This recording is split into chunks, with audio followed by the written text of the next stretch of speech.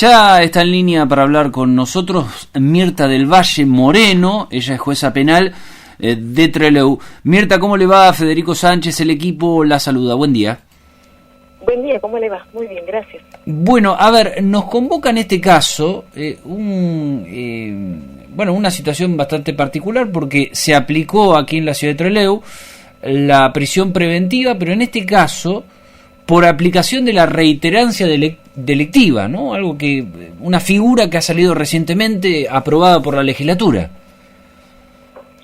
Sí, es así. En esta semana que, me tocó estar en turno acá en Trelew, a pedido de la Fiscalía, las medidas de coerción se solicitan a pedidos de la Fiscalía, consideró oportuno solicitar esa medida de coerción de privación de la libertad, teniendo en cuenta este instituto que ha sido incorporado en la última reforma del Código Procesal, que habla de la reiterancia delictiva y que era aplicable al caso donde lo estaban solicitando. Sí, correcto.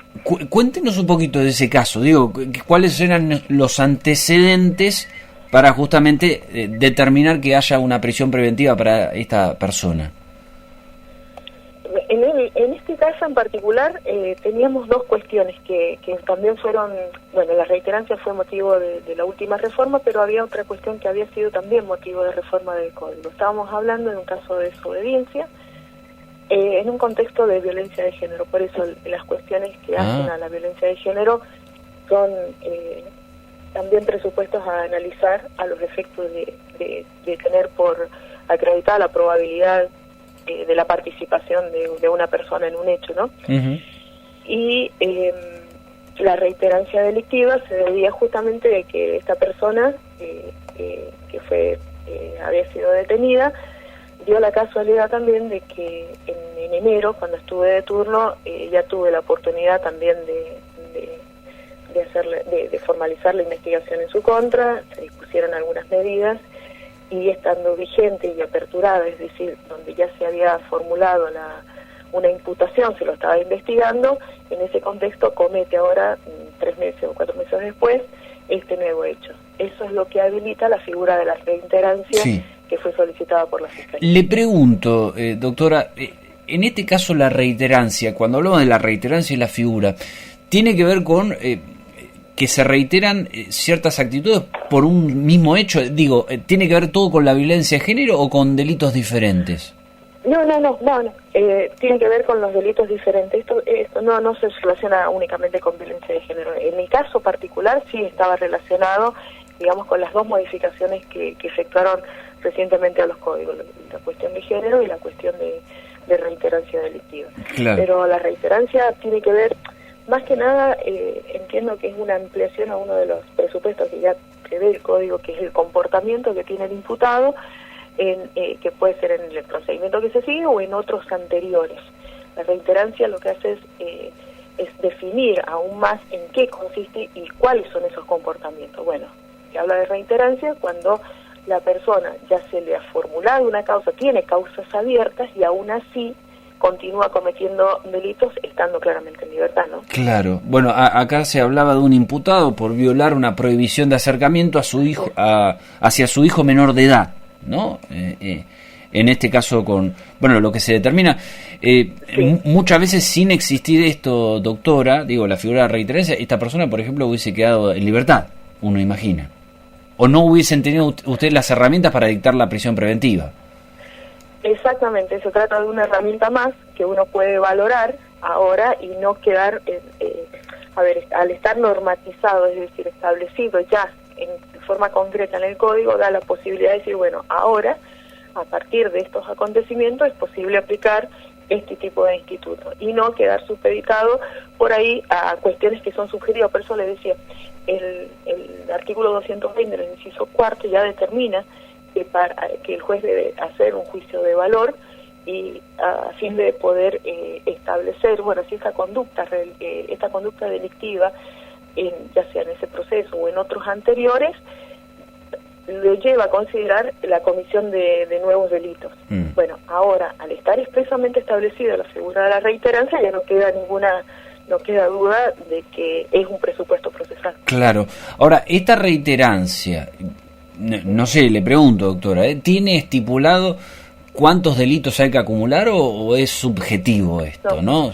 No, eso ya depende depende del Ministerio Público Fiscal. De cómo lo interprete. Bueno, los fiscales y los jueces. Es que, insisto, depende del Ministerio Público Fiscal porque es el que trae el caso. Si la Fiscalía, y hemos escuchado varias veces que una persona puede tener varias causas abiertas, esas causas abiertas probablemente no estén acumuladas, entonces le da ahora la chance de pedir una prisión preventiva o una medida de coerción sujeta justamente a esta, la reiterancia, es decir, tiene tantas causas abiertas y demuestra que esta conducta va a seguir en el futuro. Uh-huh. Ahora, para ustedes los jueces, ¿no? Del otro lado está la Fiscalía, pero para los jueces, sí, me imagino también esta situación o este tipo de herramientas facilitan un poco el trabajo a la hora de determinar y resolver las sentencias de justicia. Claro, por eso, como le decía, antes teníamos o se efectuaba un juicio de valor respecto de cómo había sido el comportamiento del imputado en otros procesos anteriores y cuál era la voluntad de someterse a este proceso, es decir, un juicio de valor subjetivo en este punto. Ahora, al estar expresamente establecido, ya la subjetividad, en cierta forma, o al menos mi criterio, claro, desaparece y decir, bueno, si esa persona tiene una, dos, basta con que tenga una causa abierta, ya se aplica el Instituto de la Reiterancia, que expresamente así lo establece. Es decir, la reiterancia se da cuando la persona ya tenga abierta una investigación. Claro, sí. Muchas veces lo que se habla de los antecedentes, y doctora, me parece... Tiene que ver con eso. Claro, sí, por eso. Muchas veces, digo, en ese contexto se hablaba de lo que pasaba con la puerta giratoria. Bueno, tenía antecedentes, pero igual seguía en libertad y muchas veces apuntaba además sobre la justicia, ¿no? Bueno, usted es jueza penal. También lo saca de ese embrollo, ¿no? En esta situación de los que entraban y salían por la otra puerta, como se decía en el lenguaje popular. Tal cual. No es lo mismo, como le digo, hacer un juicio de valor a decir, bueno, ahora la prisión preventiva se justifica en vista a lo expresamente establecido en el inciso 5 del Código, del inciso 5 del artículo 221, porque está expresamente ya estipulado en la ley, ¿no? Uh-huh. Bueno, en el caso puntual, entonces, doctora, del que estamos hablando, justamente esta prisión preventiva, ¿cómo sigue el proceso? ¿Esta prisión preventiva qué es? ¿Por unos meses? ¿Cuál fue la determinación? La Fiscalía considera que era necesario cautelar ese proceso con la medida de prisión preventiva y que estaba fundada en ley, así se dispuso.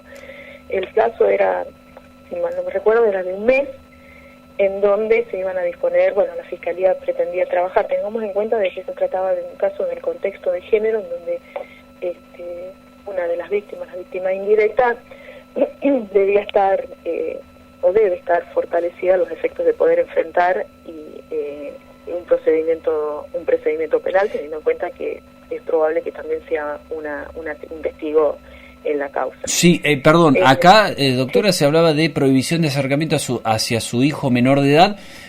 ¿Acá qué se vinculaban hechos? ¿De violencia hacia el joven? ¿Qué determinó esa prohibición de acercamiento? En el caso que yo hago la apertura de investigación en enero, la prohibición de acercamiento lo era hacia su pareja. Ajá. Y posteriormente interviene el juzgado de familia. A raíz de esta intervención del juzgado penal, o sea, en tribunales penales, yo hago lo que se deriva al juzgado de familia. El juzgado de familia es quien dispuso la orden de prohibición de acercamiento hacia su hijo. Bueno, esa es la orden que el imputado había transgredido en el día que cometió este hecho. Sí. Lo último, doctora, no le quiero quitar más tiempo. Judicialmente, que es el primer caso que se resuelve con la figura de la reiterancia. No, la verdad que no le sabría contestar si es la primera. Pero de los primeros seguro. Bueno, en el caso mío sí es la primera vez que me lo han solicitado y lo he otorgado. Bien. En el caso mío, sí. Doctora, muchas gracias. Sí. Muchas gracias por el contacto. Hasta luego. Ahí pasaba la Hasta luego. Gracias. Ahí pasaba la jueza penal Mirta del Valle Moreno.